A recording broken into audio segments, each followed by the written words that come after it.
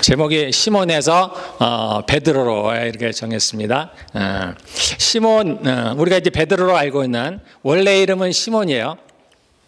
여기 보면은 요한의 아들 시모나, 또 성경 어디에 보면은 바요나 시모나, 그렇게 표현이 된 게 있습니다.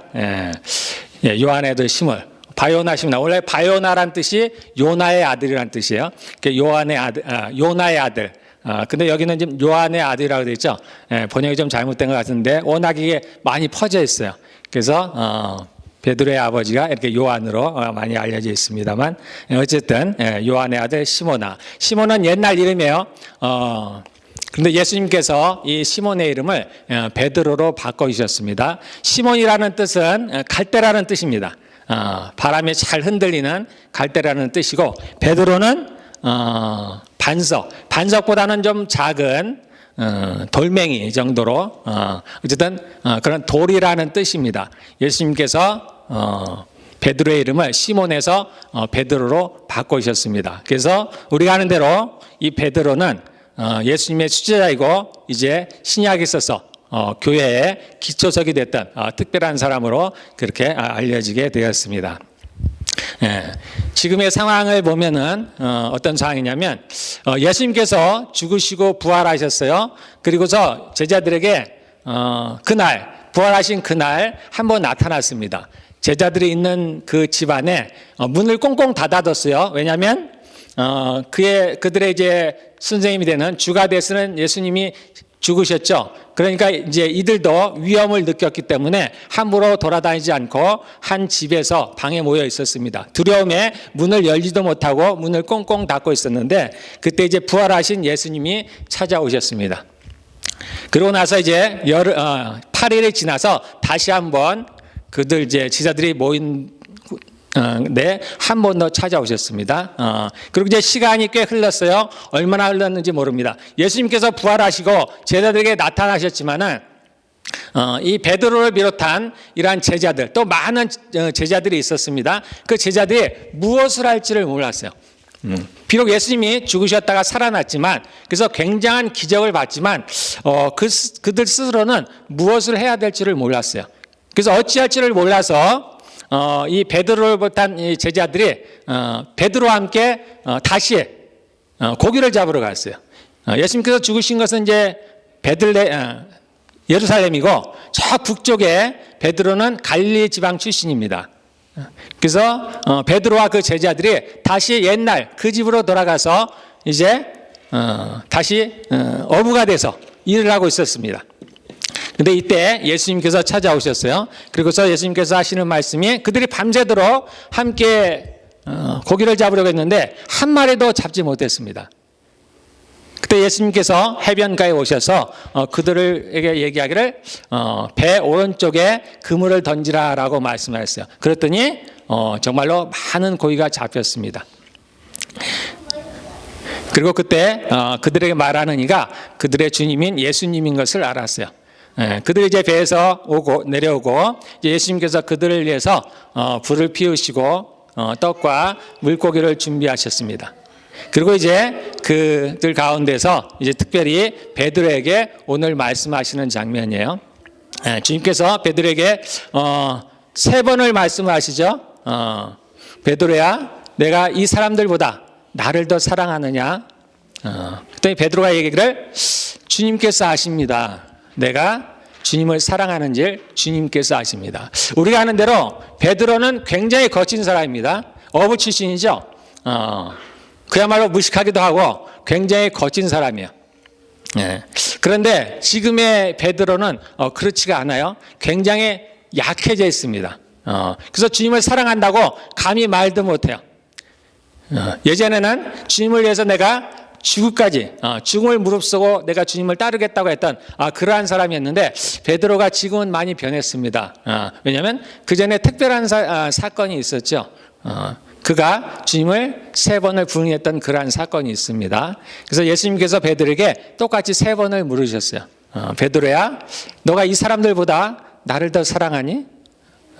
베드로가 얘기하기를, 네, 제가 주님을 사랑하는 줄 주님께서 아십니다. 두 번째 주님이 물으십니다. 베드로야, 너가 날 사랑하니? 베드로가 얘기하기를 내가 주님을 사랑하는 줄 주님께서 아십니다. 예수님께서 세 번에 또 물으시죠. 베드로야, 너가 날 사랑하니? 세 번째 예수님께서 물으시니까 베드로가 감히 대답을 하기가 어려웠습니다. 왜냐하면 그 사건이 떠올랐으니까. 자기가 세 번 부인했던 그 사건이 떠오릅니다. 세 번째는 심지어 예수님을 부인한 정도를 넘어서서 예수님을 저주했던. 그래서 베드로가 얘기죠. 주님이 아십니다. 주께서 모든 걸 아시는 거예요. 자신을 부인했던 베드로를 아십니다. 그렇지만 베드로가 또 주님을 사랑하는 것도 아십니다. 그래서 주님이 아십니다. 내가 주를 사랑하는 줄 주님께서 아십니다. 그러자 주님께서 말씀하시기를 내 양을 먹이라. 그래서 주님을 따르라고 이제 말씀을 하는 베드로를 그러한 그렇게 부르는 장면입니다. 이제 마태복음 16장에 보면은 이제 베드로가 주님께 고백하는 장면이 나옵니다. 빌립보 가이사랴는 지방에 들어가 있었을 때 예수님께서 그 제자들에게 이제 한번 물으셨어요. 세상 사람들이 나를 뭐라고 부르느냐? 도대체 세상 사람들이 나를 어떻게 부르지? 그러니까 제자들이 얘기하기를 어떤 사람들은 예수님을 엘리야라고도 하고 또는 어떤 사람은 죽은 요한이 다시 살아났다고도 하고 또는 구약에 있는 여러 선지자 중에 한 명이라고 합니다. 라고 합니다. 그러자 예수님께서 그 제자들에게 물으시기를 그러면 너희는 나를 누구라 하느냐 그랬습니다. 이때 이제 베드로의 그 유명한 고백이 나오죠. 주는 그리스도시요 살아계신 하나님의 아들입니다. 베드로가 아주 정확히 고백을 했습니다. 예수님께서 하나님이 보내신 그 구원자라는 것, 그리스도라는 걸 정확히 고백을 했습니다. 그래서 주님께서 말씀하시기를 이것을 알게 하니는 너가 아니라 하늘에 있는 아버지라 그랬습니다. 그러고 나서 이제 예수님께서 그런 베드로의 고백을 들으시고 이제 베드로의 이름을 바꾸셨죠. 이제부터는 너를 베드로라 하리라 그랬습니다.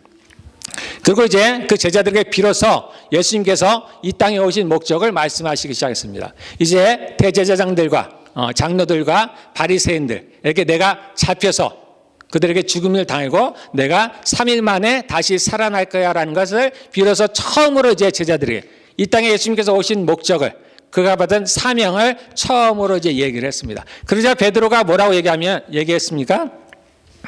그 일이 결코 주님께 이르지 아니하겠습니다.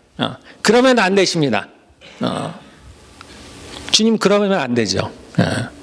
그런 일이 결코 주님께 일어날 수가 없습니다. 그러자 주님께서 곧바로 뭐라고 말씀하십니까? 사단아 내 비기로 물러가라. 너는 나를 넘어지게 하는 자로다.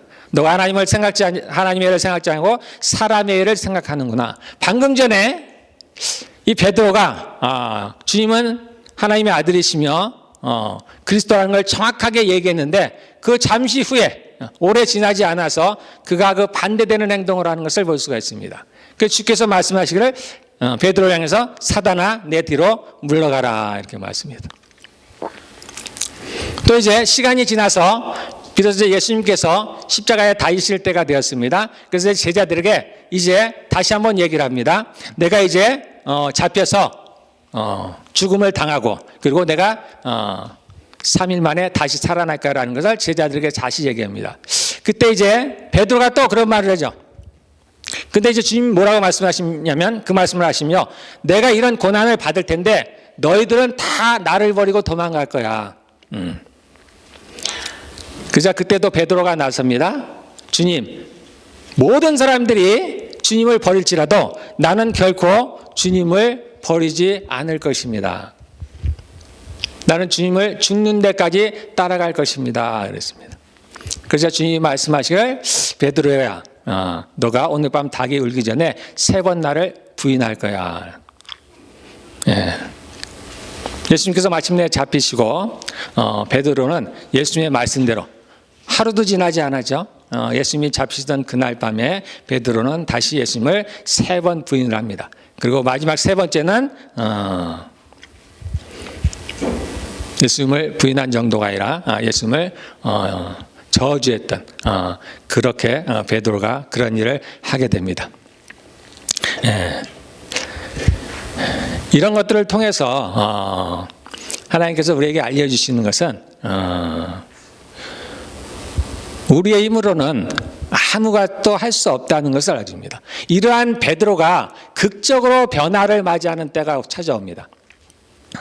이로부터 시간이 흘러서 오순절 날에 이르러서 그들이 이제 예수님의 명령대로, 예수님의 말씀대로 그 예루살렘 성을 떠나지 않고 모여서 기도를 하고 있었습니다. 마가의 다락방에 모여서 기도를 하고 있었어요. 그때 성령님께서 오셨습니다. 성령이 임하셨어요. 기도하는 그들 가운데 성령님께서 오셨어요. 그러자 이때 비로소 베드로가 그 이름대로 진짜 베드로가 되어버렸습니다. 그렇게 겁이 많던, 그렇게 무식하던 베드로가 성령이 임하자 갑자기 번여들었습니다. 그래서 사도행전 2장에 보면은 베드로가 수천 명의 사람들 앞에서 이 예수님을 증거하는 장면이 나옵니다. 물론 그가 예수님과 3년 반 동안 함께 살았기 때문에 예수님으로부터 많은 구약의 지식들을 배웠겠죠. 그렇지만 그랬음에도 불구하고 베드로가 그렇게 담대하게 사람들에게 복음을 전했던 적은 없었어요. 그런데 성령이 임하자 이 베드로가 갑자기 변했습니다. 그래서 수천 명이 모인 사람들 앞에서 정말로 담대하게 아무런 두려움 없이 그 예수님을 전하는 사람이 되었어요. 이렇게 베드로를 변화시킨 것은 성령입니다. 성령. 베드로가 자신의 육신으로, 자신의 힘으로 그렇게 예수님을 따르고자 했을 때는 절대 그럴 수가 없었어요. 근데 성령이 오시자 갑자기 베드로가 변했습니다. 베드로 이제 전후서를 썼어요. 그 베드로서를 읽어보면은 베드로가 얼마나 많이 변했는가를 알 수가 있습니다. 베드로서를 보면은 사랑이에요, 사랑. 베드로 사랑의 사도로 변했습니다. 그렇게 거칠던 예수님을 잡으러 왔을 때 베드로가 어떻게 했어요? 칼을 뽑아서 그들의 어떤 사람이죠? 말고라는 사람의 귀를 베었어요. 그런 거친 사람이었습니다. 육신적으로는 겁이 없던 사람이었어요. 그런 베드로가 이제 성령이 임하면서 그가 새로운 사람으로 변했습니다. 그래서 아주 온유한 사람으로 바뀌었고, 그리고 사랑이 많은 사람으로 바뀌었습니다. 베드로는 그렇게 거친 사람이었지만 겉으로 볼 때는 굉장히 거칠어요. 어부였기 때문에 거칠죠. 그런데 그 속은 굉장히 연약한 사람입니다. 겁쟁이에요, 겁쟁이. 정말 큰일에 닥쳤을 때는 겁이 많은 사람이었어요. 그래서 예수님과 함께 있을 때는 예수님을 죽음에까지 따르겠다고 얘기했지만 막상 예수님과 떨어져 있을 때 그가 갑자기 연약한 사람으로 변했어요. 그래서 예수님을 부인하는 그러한 사람이었습니다. 그러니까 겉으로는 용기 있고 담대해 보이지만 실제로 베드로는 그런 사람이 아닙니다. 겁이 많은 사람이야. 아마 우리들 중에 대부분이 그럴 거예요. 그랬던 베드로가 성령이 임하자 그가 바뀌었습니다. 베드로가 굉장히 담대한 사람이 되었어요. 그래서 그가 마지막에 어떠한 죽음을 죽었습니까? 오늘 얘기 나온 대로 너가 마지막에는 나이가 들어서 어떻게 해요? 팔을 벌리고 죽는다. 그의 죽음을 예고한 겁니다. 그가 예수님과 같이 십자가에 달려서 죽음을 당하는 그러한 일을 하게 되는 겁니다. 뿐만 아닙니다. 베드로는 그렇게 똑똑한 사람이 아니었음에도 불구하고 그가 학자가 아니었죠. 율법학자가 아니었습니다. 그럼에도 불구하고 성령이 그에게 임했을 때 베드로가 바뀌었다는 걸 알 수가 있습니다. 담대하게 복음을 전했고 구약에 나오는 구약을 인용해서 그 예수님의 복음을 전했던 사람이에요. 우리가 예수님을 믿으면서 저도 마찬가지고 우리가 오해하는 것 중에 하나가 그겁니다. 우리가 성령의 능력을 힘입어서 우리가 하는 것 중, 내가 할 수 있는 것 중에서 또는 내가 할 수 있는 것 위에다가 그 성령의 도움을 힘입어서 또는 성령의 능력을 힘입어서 그것보다 조금 나은 어떤 것을 한다고 생각을 합니다. 그래서 성령께서 주시는 능력으로 내가 하고자 하는 어떤 것들을 이루고자 하는 거예요. 그러나 실상은 성령이 아니고서는 우리는 아무것도 할 수 없습니다. 정말 아무것도 할 수 없습니다. 성령이 오셔야 되잖아요. 여러분들이 복음을 전하다 보면, 저도 마찬가지입니다. 세상 사람들에게 복음을 전하다 보면 아무리 내가 이론적으로 논리적으로 복음을 전해도 알아들을 수가 없어요. 네. 성령이 아니고서는 하나님의 나라를 볼 자가 없습니다. 여러분들이 하나님의 나라가 믿어집니까? 또는 천국과 지옥이 믿어지나요? 하나님의 살아계심이 믿어집니까? 이것은 전적으로 성령이십니다. 네. 또한 성령이 아니고서는 예수 그리스도를 주라 시인할 자가 없다고 그랬습니다. 오직 성령이. 그래서 우리의 힘으로 되지 아니하고 능으로 되지 아니하고 우리가 열심을 내도 되지 아니하고 오직 여호와의 신으로 된다는 겁니다. 우리가 이 땅을 살아가기 위해서는 힘이 필요합니다. 우리에게 능력이 필요해요. 이는 오직 성령으로부터 옵니다. 우리의 의지대로 또는 우리의 힘대로 안 되는 이유가 있습니다. 그것은 우리보다 강한 자가 있기 때문이에요. 우리의 선을 막는, 우리의 의로움을 막는 악한 자가 있기 때문입니다. 그 악한 자가 우리보다는 강하기 때문이에요. 그래서 우리가 선을 행할 수도 없고 의로운 삶을 살아갈 수도 있고 하나님을 알 수도 없고. 그래서 우리가 그 악한 자를 이길 수 있는 유일한 길은 성령뿐이 없습니다. 그래서 우리가 성령을 받아야 돼요.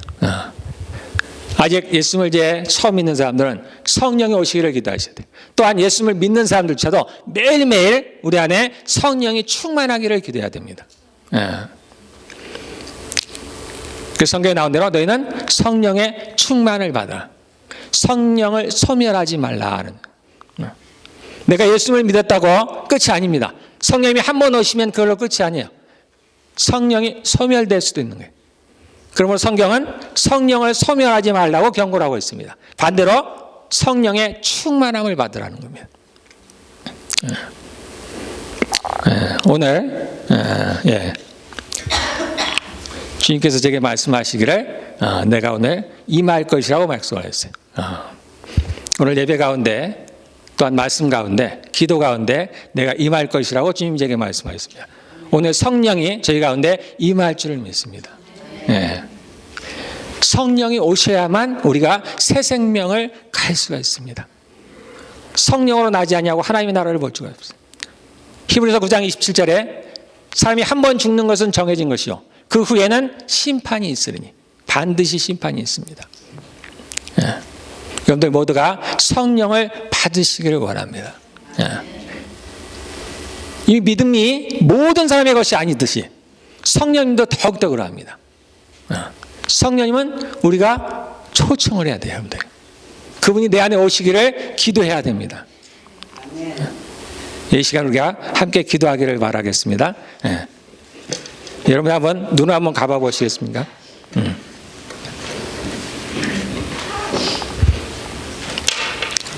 여러분들 마음속으로 한번 기도해 보시기 바랍니다. 성령님 제게 오시옵소서. 제가 성령님을 초청하기를 원합니다.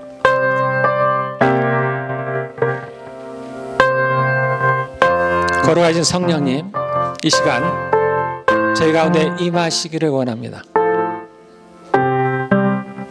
주님 이 자리에 모인 각 심령들 가운데 성령님 임하시옵소서. 오시옵소서.